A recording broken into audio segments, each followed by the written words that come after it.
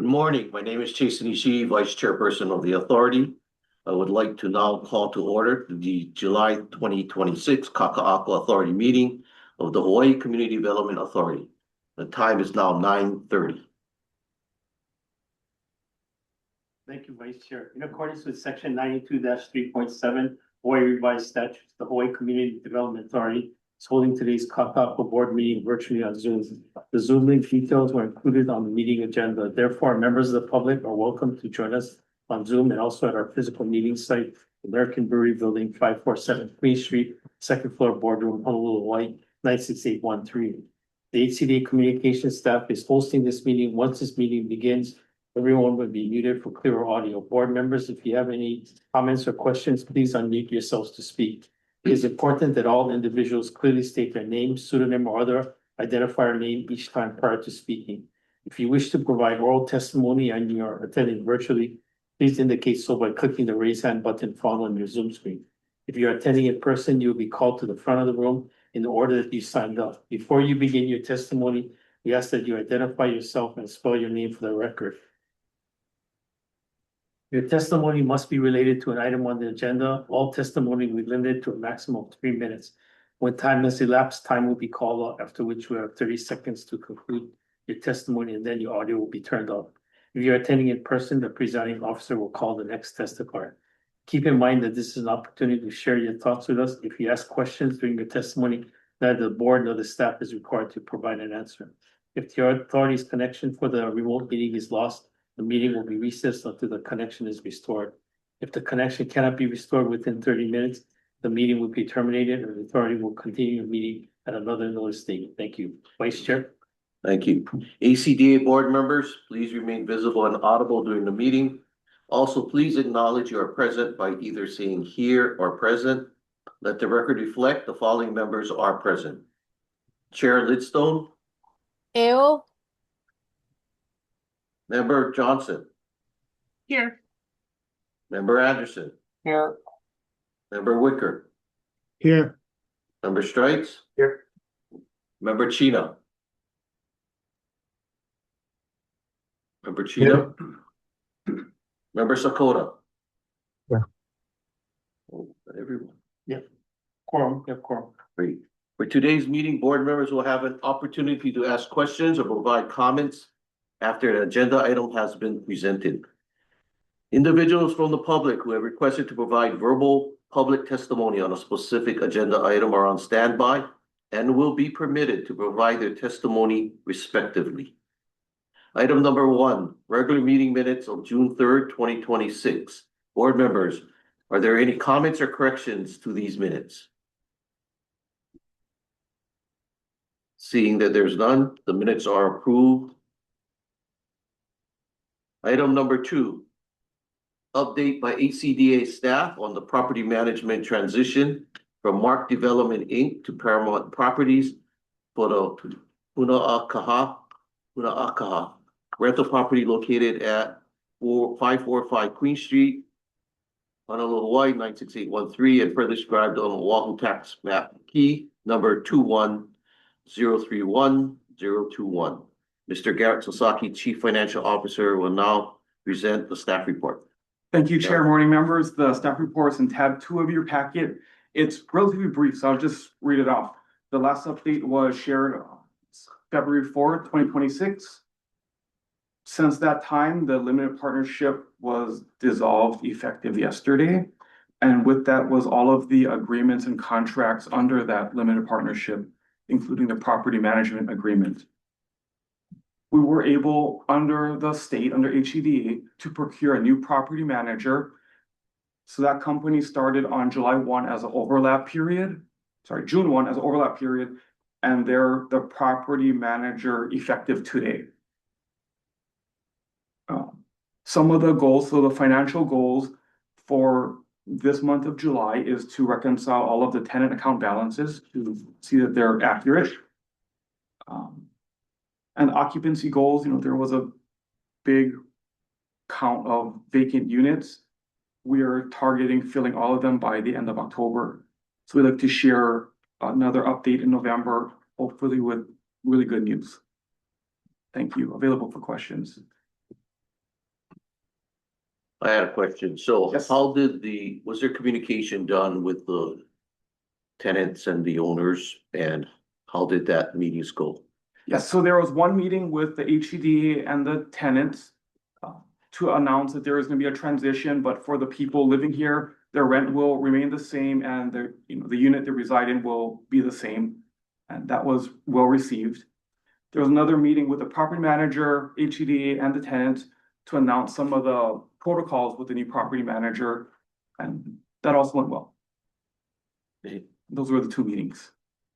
Do you want to highlight real quickly what those changes are or potential changes are? So Because I it's know more we're just talking for the- about from a light tech standpoint to, Oh, I'm sorry, so to clarify that, so all of the age and age restrictions, income restrictions are gone. It's not a LIHTC property anymore. The way we're keeping the rents affordable and the terms reasonable is by us managing it directly and making those decisions. Okay. So set rents, it's still below market. We're doing a study to set them out for new move-ins. I think what that means, Vice Chair, is that by removing the age or not having the age and income restrictions, we've opened up the rental pool to a larger, larger group. Besides just, people that meet certain age requirements and people age 62 and over. So it's gonna be run like any other, normal rental apartment, building, with no age or income restrictions. And just to also note that existing tenants will not be relocated. They'll get to remain in their unit at their current rents. And then as we have our annual rent increases to keep up with the rising cost of expenses, those are normal that we do, and their rent will be adjusted modestly to accommodate that, but there's no rent increases right now on the existing tenants, and they're gonna be able to remain in the units, so nobody is getting turned away. Thank you. thank you for the update. Any other questions or comments? No, no, thank you, Gary. Thank you.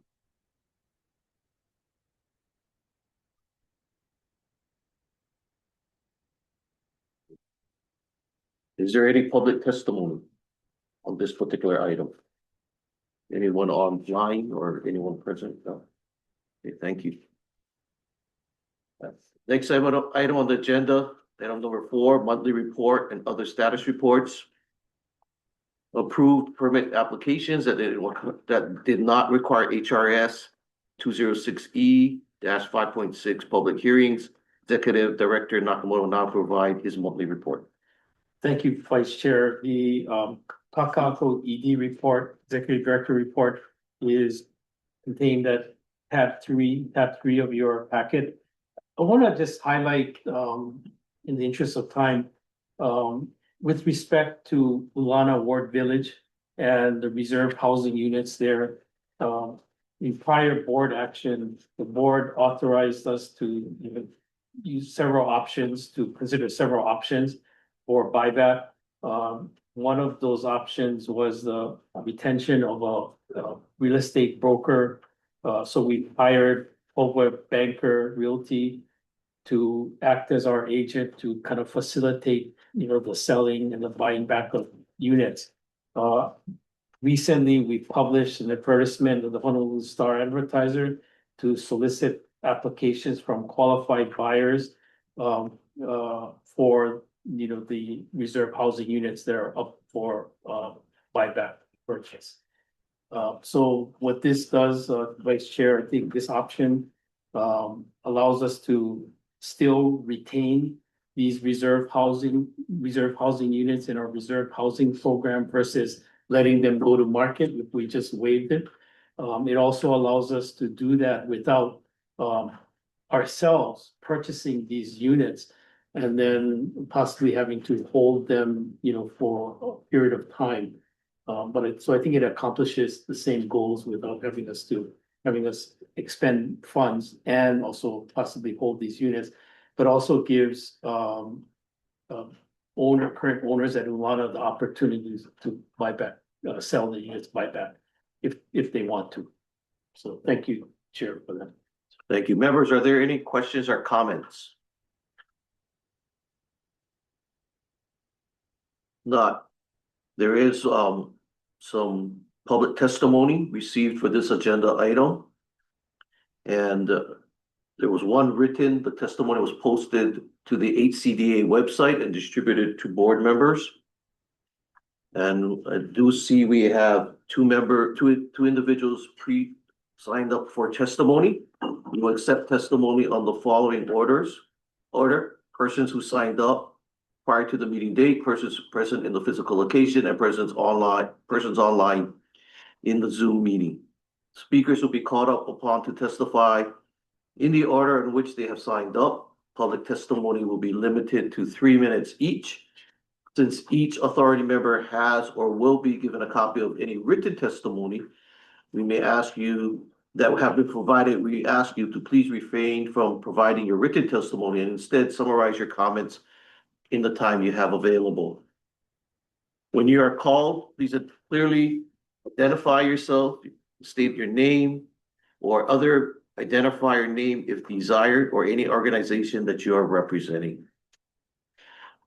There were two persons who signed up for testimony at this time. I would like to call up Anna Armstrong. Anna?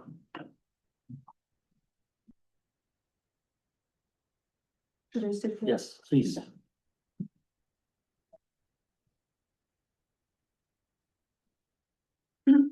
Please proceed when you're ready, Ms. Armstrong. Thank you.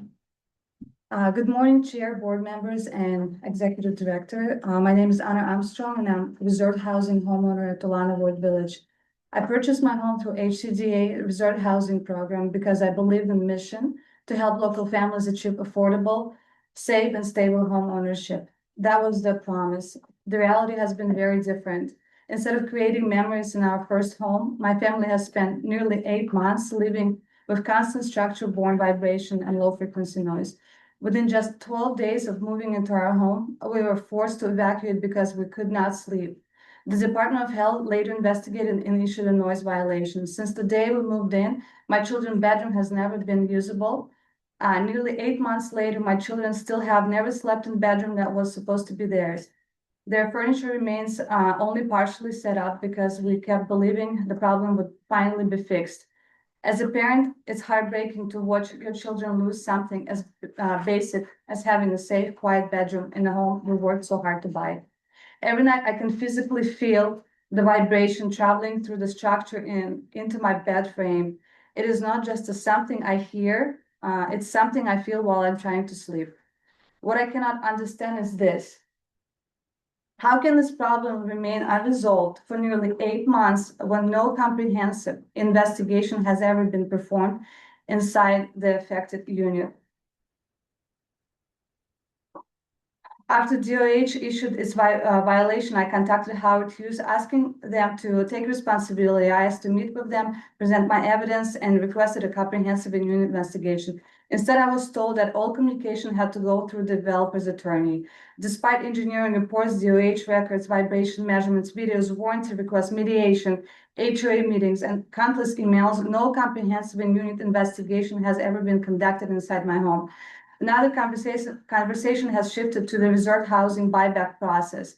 My question is, how can anyone discuss buying back or transferring this home before fully investigating what is causing the problem?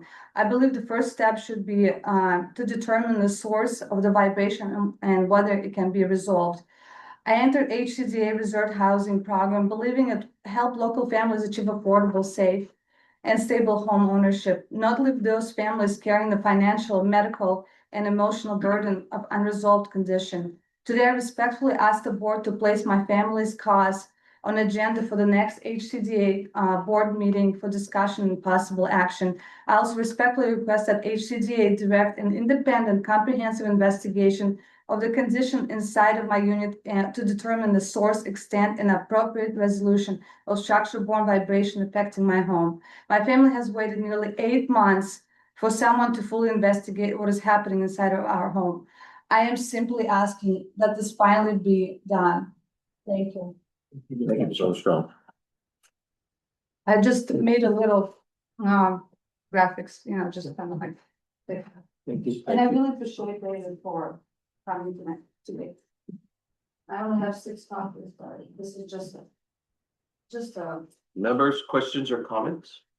Yes, Vice Chair, I did have a question. So it sounds like you're uncertain about the source, whether that's due to construction or not, you know? You could take. a look. Okay, It's adjacent to the mechanical room. and then, just a follow-up, have you heard from others in the building with similar issues?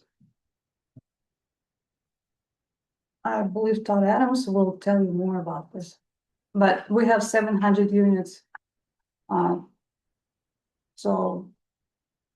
This is what I'm experiencing on a daily basis. Thank you. Thank you. Thank you.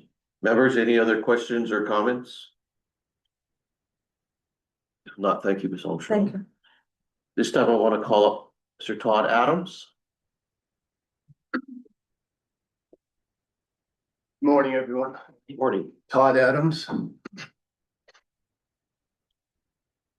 For more than 7 months, I have repeatedly identified to both HCDA and the developer the specific location where I have consistently reported the condition affecting my Ulana unit.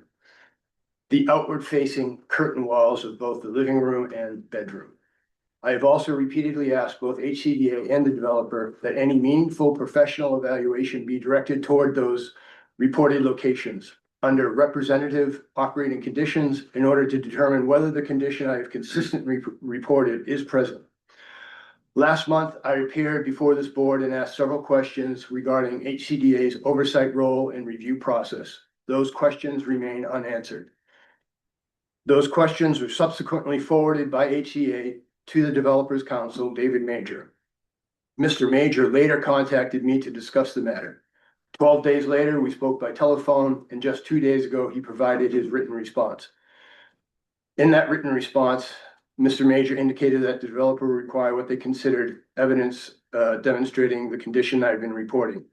Yesterday, I responded by asking what testing, methodology, and documentation they would consider sufficient to constitute such evidence, and whether they would reasonably cooperate in facilitating such an evaluation. Mr. Major responded just this morning that I am free to retain third-party professionals to conduct in-unit testing. However, his response does not address whether the developer would provide operational coordination necessary to conduct such testing under representative operating conditions. That response also raises broader questions for HCDA.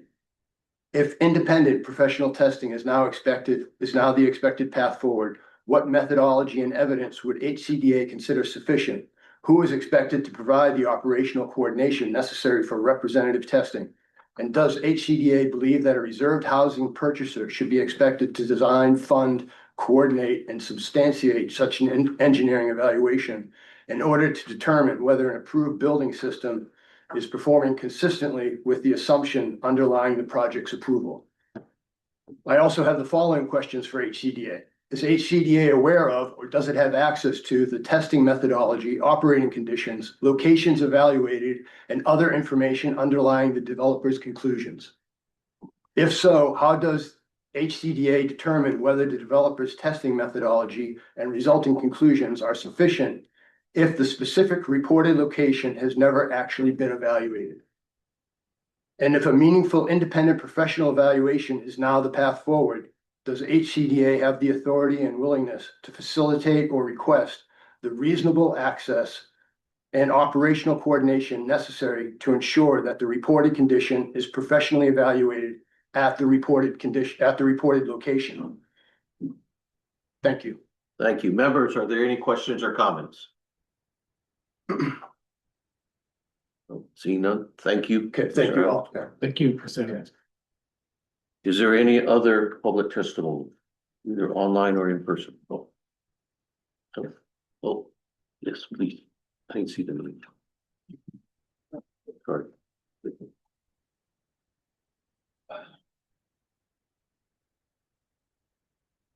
Good morning. My name is David Major. I'm the General Counsel for Howard Hughes Communities. I live here in Honolulu, and I've worked on all the projects within Ward Village. I'd like to thank the HCDA for allowing me to speak today. I'm here to address allegations made by an owner at Ulana Ward Village. Specifically, concerns have been raised with respect to perceived vibrations at the building. Howard Hughes takes claims like this very seriously. We are committed to providing high-quality residential environment, responding to resident concerns, and working collaboratively with the community to address reasonable and factually supported issues. We are proud of the delivery of 697 new reserved housing units for the first-time home buyers at Ulana and believe the building represents a transformative opportunity for the local families who reside there. Howard Hughes is familiar with two separate owners alleging that Ulana is experiencing what they perceive as vibration. No other similar complaints have been made by the residents of the other 695 units at issue. Moreover, the two residents are separated by 10 stories of tunnel-form concrete and fully built-out structure. Notwithstanding the significant distance between these two residents, Howard Hughes has meaningfully engaged these owners, reviewed all the information that was provided, and determined if the assertions were plausible. And before getting into the investigation that has been completed by Howard Hughes, HCDA should be aware that the assertions of these two owners are not supported by disinterested or objective evidence. Instead, the two residents have relied on their perceived feelings about alleged vibrations at Ulana. These individuals have no expertise or background in construction or engineering. These individuals have not hired any third party to secure any testing in support of their position. Nevertheless, Howard Hughes felt it was important to address the owner's concerns in a thorough and meaningful way. Howard Hughes spent a considerable amount of time through various staff members reviewing the allegations and positions of these two owners. We have had constructions and operations professionals who are very familiar with the project inspect and review Ulana for the vibration issues raised. Our teams found no evidence to support the assertions that have been made. We repeatedly conferred with and informed these two owners of the same. When the owners at issue continued to be dissatisfied with our investigation, Howard Hughes pursued its mission of working collaboratively and procured at its own expense professional third-party testing on the vibration issue. The testing was secured at considerable expense, but with the goal of creating objective evidence either supporting or removing doubt as to whether there was vibration at Ulana. The evidence obtained has been provided to the HCDA and is conclusive that no vibration issue from the mechanical room at Ulana exists. On April 14, 2026, a third-party engineer conducted vibration testing at Ulana. The engineer affixed highly sensitive equipment to the concrete vertical wall and edge of structural slab near the mechanical room, which is directly adjacent to the second floor unit that is owned by one of the concerned residents. The type of testing equipment and model numbers have been provided to HCDA. While neither the state of Hawaii nor the city and county of Honolulu maintain an independent set of standards for such vibration, the third-party engineer used standard building vibration criteria from the American Society of Heating, Refrigerating, and Air Conditioning Engineers in ASHRAE 2023, Chapter 49, Figure 42, in what is referred to as residential day and residential night curves. The standard for residential day is 200 micrometers per second. The standard for residential night is 140 micrometers per second. The testing at Ulana registers 0.2 to 5.3 micrometers per second. To be clear, third-party engineer confirmed that a typical or average person's ability to detect equipment vibration is at or approximate to 100 micrometers per second. The readings were less than 5% of that on the hard surface wall right next to the equipment room that is allegedly at issue. This is not even close to the level of being a problem by any recognizable standard. Howard Hughes would like to confirm its commitment to the owners at Ulana and to the greater community at Ward Village.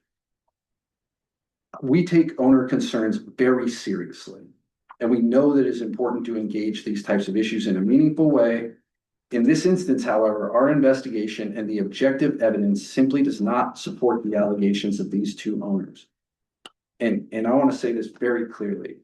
Should new evidence become available in the future, Howard Hughes will review it carefully, as we have throughout this process.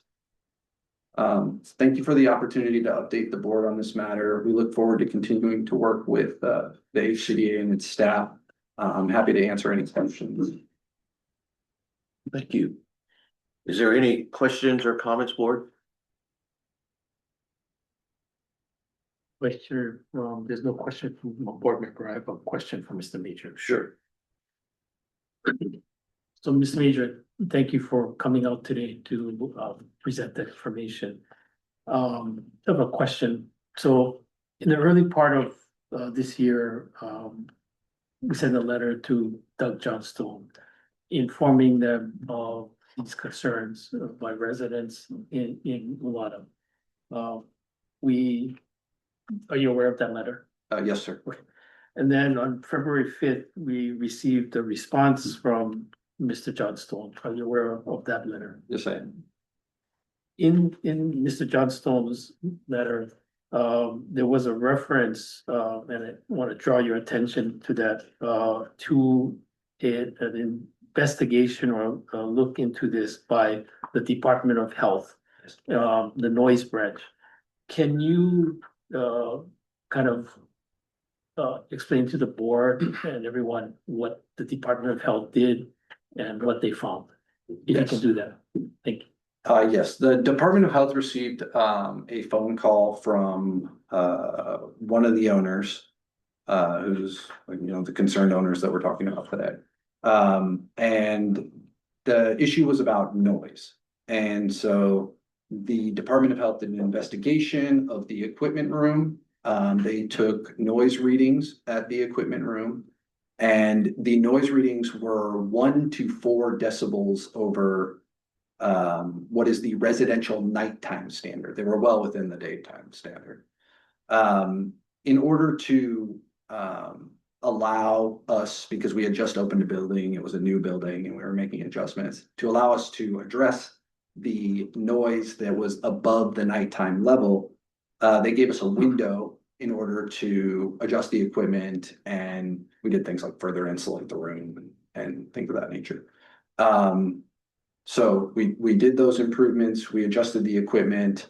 One of the adjustments that we did as a safety precaution was to limit the range of operating for the equipment. So we said that we called the equipment manufacturer. We told them, we don't want this equipment to run into any issues. So the highest it should ever operate is at 80% of its capacity. And they said, okay, yeah, we can set a limiter on that. It'll never go above that. If it doesn't meet the conditioning requirement, it'll be well below that, but it'll never go above 80% of the operating capacity. And then there was other things that were done. They came out, they did the testing.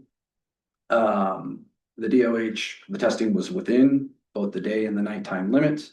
And that was cleared up. The DOH issued a confirming letter clearing it up based on the system adjustments we had made. And we haven't had an issue since then, and the everything is functioning as it should. Thank you, Ms. Major.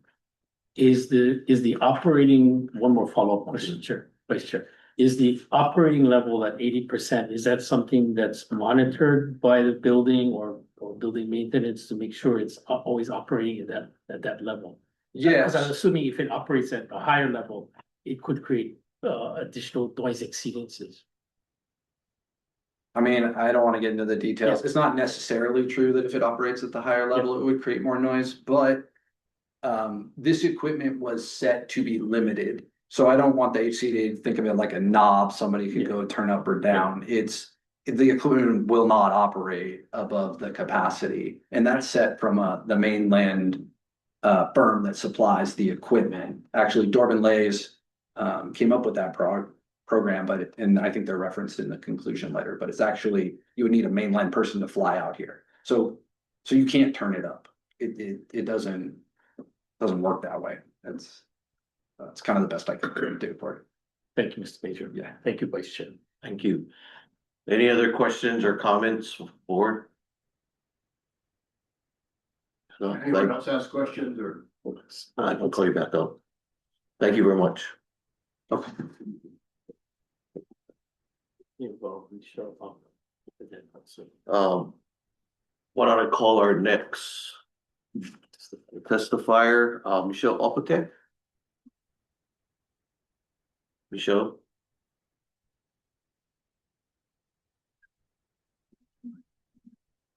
Okay. Hello, are you there? Michelle, Yes. Michelle Opatek.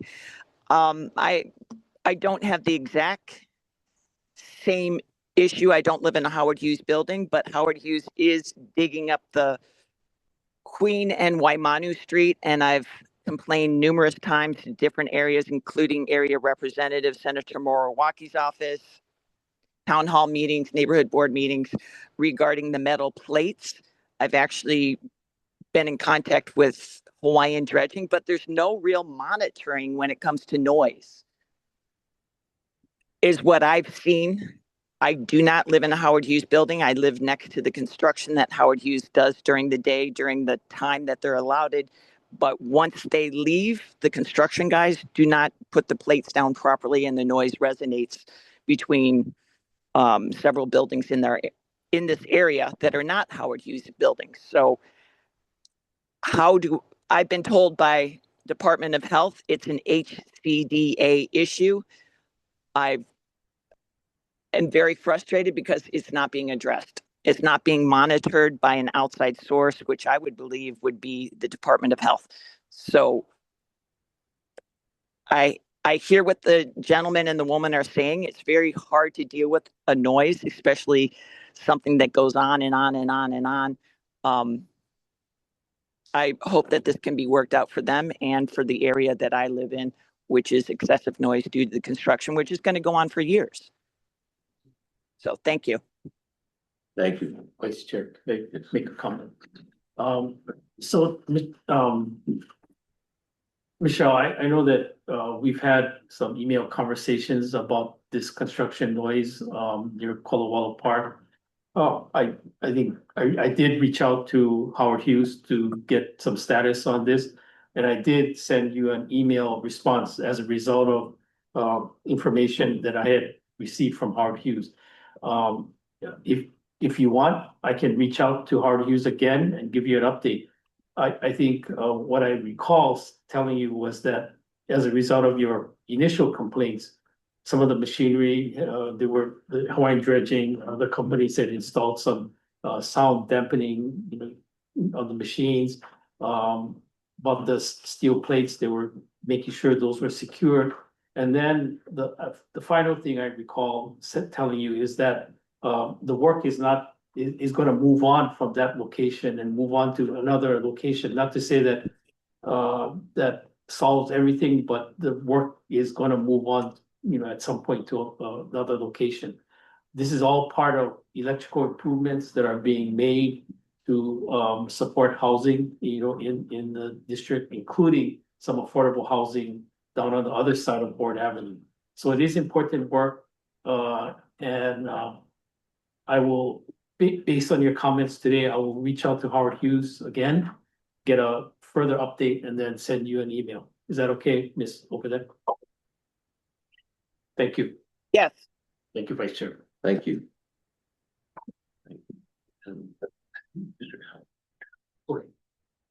Okay, Mr. So, Mr. Adams, you wanted to say a few words again from a Well, testimony I guess perspective? it goes back to my testimony and what Mr. Major just said.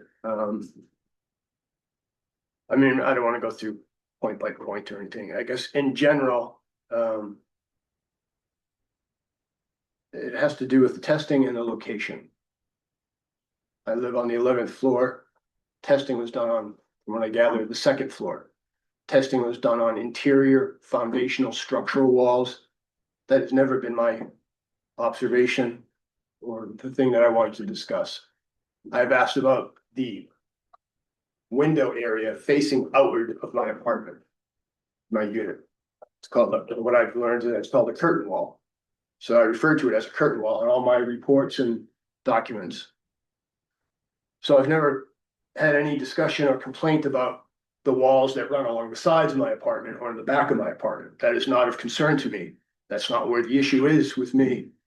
My issue for the past however many months since moving in on November 12th has consistently been the curtain wall, the wall that has the windows in it. It seems to me, from what I hear from Mr. Major today and what I've been hearing all along, is that testing has never been done to include that location. I wonder if that can be something that can be done, because that's where the issue is. It's not anywhere else. I guess that would be it for now, yeah. Yeah. Thank you. Thank you. Any other questions or comments, board? Vice Chair, if I can make a comment. So today we've heard from Ms. Armstrong, Mr. Adams, and then a representative from Howard Hughes. I'd like to propose a possible solution. So I think if either Ms. Armstrong or, Mr. Adams or both wanna, sell the unit, we can consider, buying back the unit. There's prescribed terms for a buyback, as all of you know, but that's an option, and I throw that out to both of them. If they wanna buy, us to buy back the units, there is a process, as I mentioned in my executive director report, that our asset management team has put together. And so that offer still remains, it's on the table. Thank you, Vice Chair. Mr. Malcolm, Yeah, that just makes sense. is it okay to ask one question? Regarding the, You would have to come up front, I'm sorry. please. Armstrong. Yes, just a quick, so regarding the buyback formula, it's based on appraisal of the unit. Who's gonna be doing the appraisal of the unit? So it's unfortunately Lindsay, Lindsay is not here today, she's out of the office. I think she's been in touch with you, so I can ask her to get it back in touch with you to work on all those details, Ms. Armstrong. But I think the appraisal is obtained by you. And you have to get that appraisal, and then we have to go for it. The Lindsay told me the unit can take a few months to be sold for the qualified family. But based on what I said, for 8 months, my family and my kids, we were not able to use the rooms because the vibrational frequency travels through your body. It's very obvious.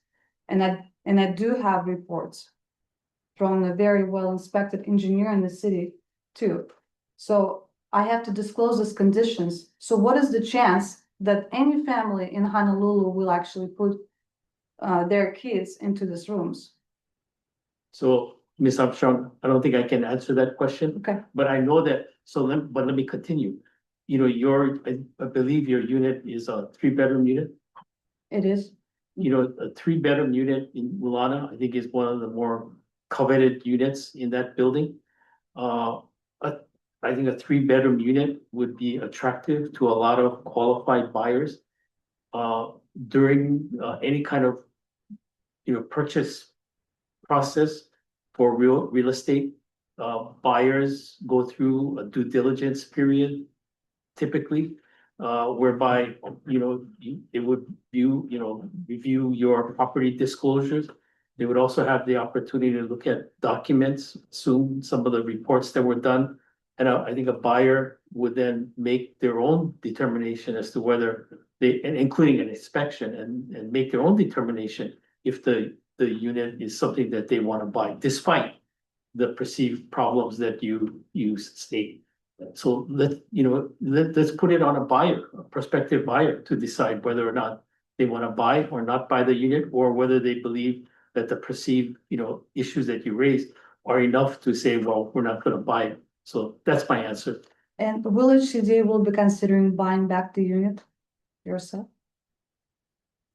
What I mentioned at the beginning of my executive director report, Ms. Armstrong, is that what we're doing is kind of we've retained a broker from Coldwell Banker to act as our broker to find qualified eligible buyers to buy units, and so to facilitate that sale, so that it's a kind of a buyer to buyer, seller to buyer transaction. But I'm gonna say it again for the record. Willing to look at these units for buyback. You know, if you're not happy in this unit, willing to consider a buyback. Lindsay already reached out. Yes, but there's not such a thing. I'm happy. I'm trying to explain everyone for 8 months that when you lay in the bed, you feel your skull is vibrating. 2 of my rooms were never occupied by anyone because when you're standing inside of the room, you actually feel that it travels through your body. I did provide the measurement to Howard Hughes of the low frequency noise, of the vibrational data. Right now, I'm on the path of attaining, should I spend few thousand more dollars and get a court based engineering report where it's gonna be all listed? This is what I don't understand, why for 8 months, no one can come to my unit and just observe the condition.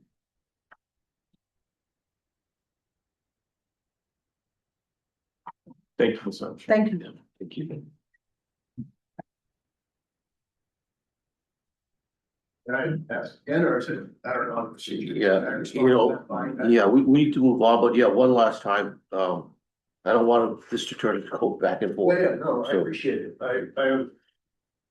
I really do appreciate people listening to this. It's very serious for me, so I appreciate you taking the time to hear me.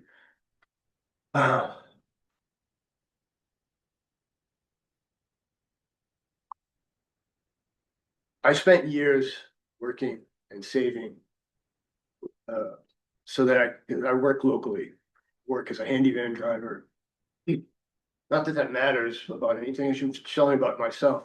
But it took a long time for me to save up, and this was a dream for a long time. It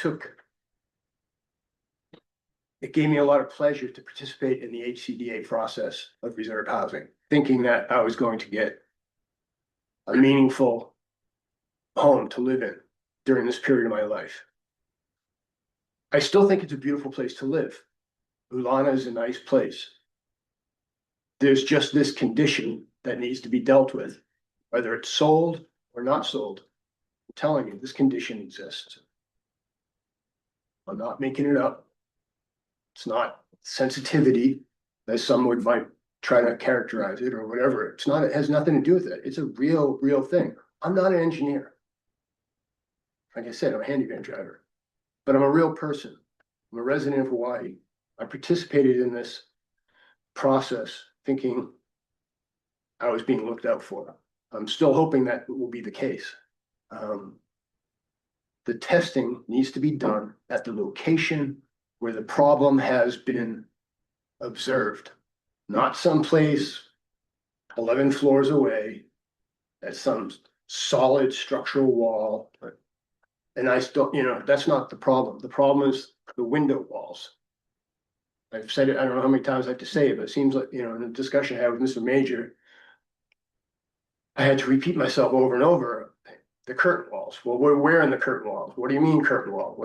Come on, you know what curtain walls are. And I assume everyone here understands at this point what I'm talking about. So please, let's assess that. Yeah, Thank you. Thank you very much. thank you very much. Is there any other public testimony at this point? No, not. Thank you very much.